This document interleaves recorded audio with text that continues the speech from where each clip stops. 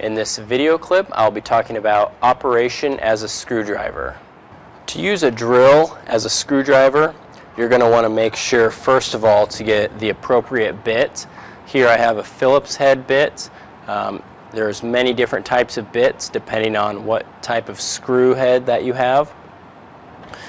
And once you have that, you're going to want to make sure you install that in your drill and tighten up that chuck. The next thing that you're going to want to do is go ahead and set your speed and torque settings if you have these available on your screwdriver. So I'm going to go ahead and make sure it's in 3, and I'm going to move this down to about 10.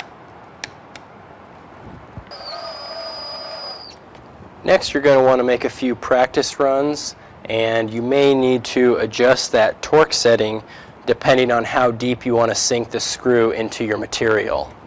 When you do these practice runs, you're going to want to make sure it's in an area that is unnoticeable.